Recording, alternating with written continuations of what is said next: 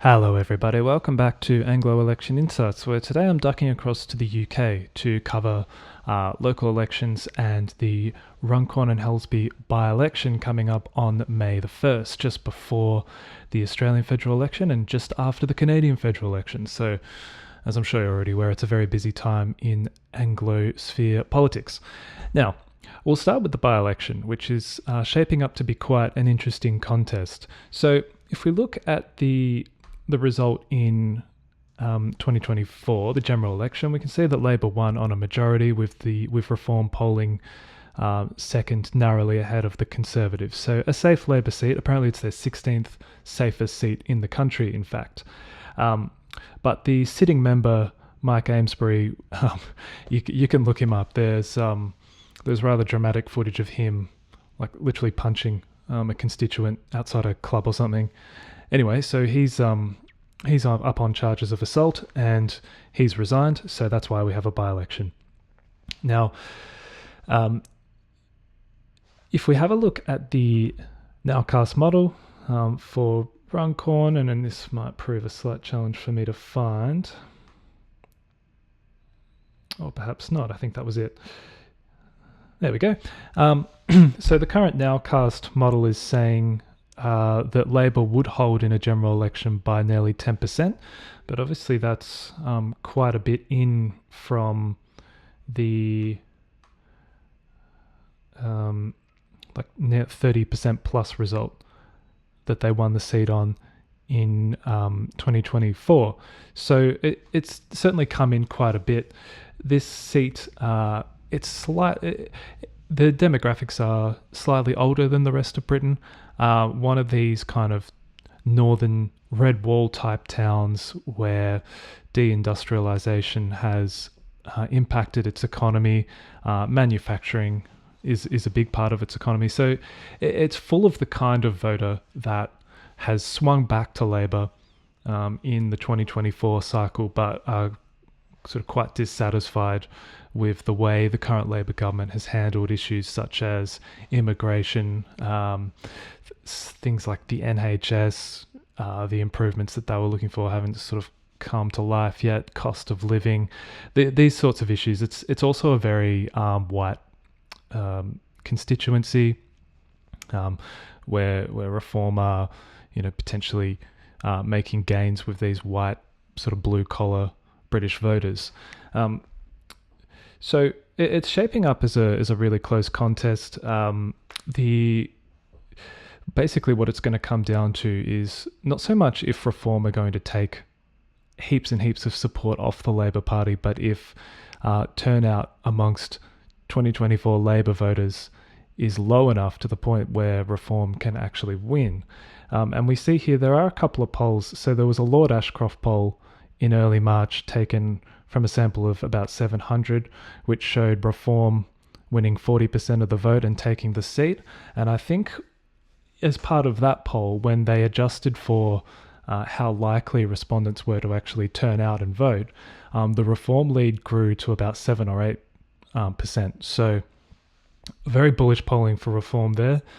This poll on a sample size of just under 150 can probably be thrown in the bin just out of hand.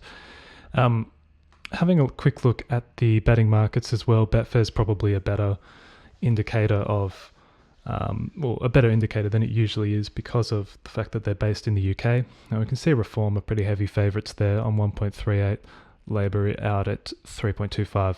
So looking as if this is Reform's by-election to lose, but at the same time, this is a seat that has a pretty firm history of voting Labor. It was a new seat for the 2024 election, but the area has certainly been a Labor area for a long time. So the other kind of major piece of electoral news in the UK is the upcoming local elections. So we can see that several counties, I guess, or local government areas are coming up for election, mostly through the Midlands and then heading kind of down into the south, and a few sort of around Cornwall, Kent, couple in the north as well. So the story of 2021, which by the way, that was when these councils last came up for election. UK local elections, I think, are on a 4-year cycle, and they sort of rotate throughout the different parts of the country, kind of like the 6-year cycle of the US Senate, for example. The story of 2021 was that the Conservatives were still very popular under Boris Johnson, and we can see here they won 46% of the vote in these councils. Labor back on 22 under, was it still Corbyn at that stage? It might have been, I'm not sure. Actually, it may not have been. Liberal Democrats on 15. And you can see here the numbers, massive majority of councillors won by the Conservatives that cycle. But according to this MRP poll from Electoral Calculus UK, they are currently level pegging with Reform on vote share, and Reform are projected to win the most amount of councillors. And from what I understand, they are actually standing the highest number of candidates, the Reform Party, so more than the Conservatives and more than the Labor Party. And we can see here the Liberal Democrats making gains, Labor taking on some losses, Reform obviously the big winners, going from nothing all the way up to nearly 700, and the Conservatives obviously losing a massive number of councillors to both Reform and the Liberal Democrats.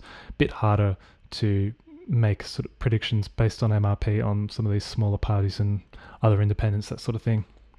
So just wanted to draw attention to this Survation poll as well. Now, this is general election voting intention, but it was concentrated in the North and the Midlands, and that is going to be quite sort of crucial when it comes to this part of the country. So it's not for for local elections voting intention, but these local elections are shaping up to be fought on sort of like national issues just as much as they are local issues, from what I understand. And we can see here Reform have made massive gains in the North and the Midlands. Labor taking on big losses, they're back in second place. The Conservatives, they've gone a little bit backwards, and the Lib Dems have made some gains. So Reform kind of reflecting what's happening in the national polls in Britain at the moment, taking the lead over Labor, and the Conservatives just unable to recover at all from their 2024 result. Before we go to the NowCast, I just want to draw attention to some of the more like detailed level numbers from that local election MRP that I referenced. So we can see here there are, like here, this column, this might be a bit hard for you guys to see, so I'll just try and talk you through it a little bit, but this column represents kind of who won the majority or the minority in 2021, and obviously based on that massive vote share, the Conservatives did really well. But the biggest change we can see here is that the Liberal Democrats are set to become the largest party in 5 of these previously, mostly Conservative held or controlled councils, so including Cambridgeshire, Cornfield, Gloucestershire, and then we've got Oxfordshire and Shropshire. So generally towards this kind of southern part of the country, previously coalitions are Conservative strongholds. Try not to get my UK and Australian lingo mixed up. But yeah, the Liberal Democrats doing really well in these sorts of parts of the country. And, you know, they're well known as a party that they campaign really well at the local level. And whereas, you know, the Conservatives, they obviously at the national level just not recovering any of that vote share, and they're really being squeezed on both sides. The Liberal Democrats really exposing their left flank, and obviously Reform under Nigel Farage challenging their right flank, particularly. You know, they did really well in 2019 at the general election up in these sort of northern Midlands part of the country, but they're finding that Reform are the ones that are taking a lot of the vote share off Labor here, and whereas down south, the Liberal Democrats causing them lots of problems in previous sort of heartland areas. So just jumping back into the poll, Reform are set to gain control of 3 of 4 councils and be the largest party in 3 more. So we've got Derbyshire, we've got Doncaster, which is previously a Labour stronghold, Durham up north, we've got Kent, which is a part of the country that Reform have been performing really well in in like the NowCast models. So that whole sort of like eastern part of London, whether it's like, I guess you'd call it like the Thames estuary. So heading up a little bit further north into Essex, and then also on the other side down into Kent, Reform performing really well. They'll be the largest party in Lancashire, up near Blackpool. They will be the largest party in Northumberland and Nottinghamshire, which is a part of the country they've begun polling in well just recently, and also in Staffordshire. And that represents this kind of area around Birmingham becoming a really crucial battleground for reform. You can see here, even in Warwickshire and West Northamptonshire and Worcestershire, where the Conservatives are still predicted to be the largest party, they're facing significant challenge from reform there too. So if we have a quick look at the NowCast model, so remember, this isn't local elections, this is for a general election, but we can see if we try and zoom in a bit, and the computer's not going to like it, but we'll try.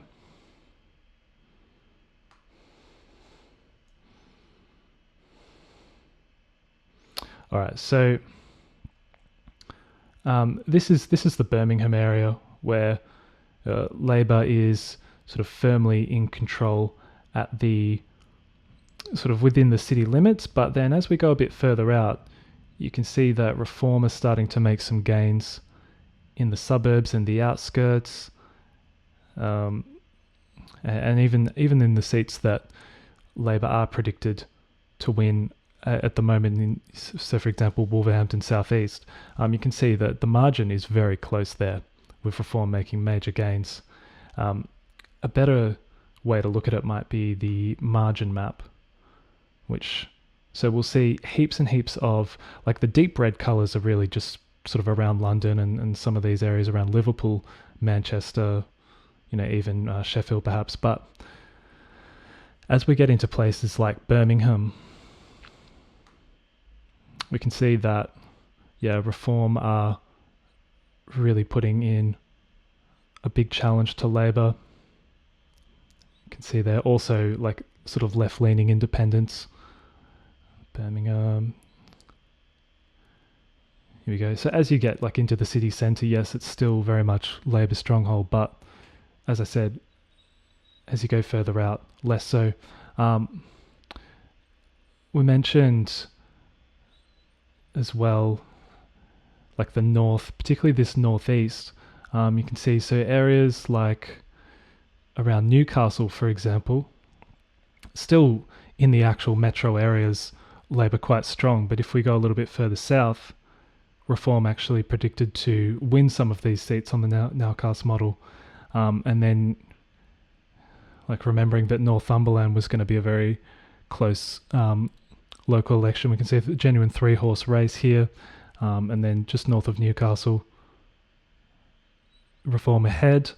Some of these areas around the Midlands as well, you can see in Nottingham itself, Labor's still quite strong, but having to fend off quite a strong challenge from both Reform and the Tories in the surrounding areas, and in fact Reform are winning some of these constituencies, and the Conservatives winning a few others. So some big change, and speaking of change, that might be the best way to view it as far as how the country is looking at this stage. But you can see massive gains for Reform across the Midlands, across the north, and just encroaching into Labor's heartland in the northeast as well. And then the Liberal Democrats starting to make further gains in the south as well at the expense of the Tories. So you can see that it's going to present, a massive problem for the Tories at these local government elections. And since this MRP was taken, those trends are only increasing. Reform has only made more gains in the NowCast at the expense of the Tories and Labor, and the Liberal Democrats are going from strength to strength. So could be a very interesting could be some very interesting results on May 1 as far as local elections go, and obviously keeping an eye on the Runcorn and Helsby by-election. I won't be putting out any predictions or anything. I don't have that sort of level of insight when it comes to UK politics, but I hope that this has given you guys bit of a rundown of what's happening. And as always, if you're enjoying the content but you haven't subscribed, please think about doing that. It really helps support the channel. Like the video if you enjoy the content, if you enjoy me delving into the rest of the Anglosphere other than Australia. I know that with the Australian federal election coming along, that's what a lot of you guys are really interested in, but obviously, my interest extends a bit beyond that, so hopefully this is providing some value to you. Comment your thoughts below if you have some extra info or extra insights that maybe I'm not aware of. I'm sure everyone's very interested to know. And have a good rest of the day. Thank you, everybody.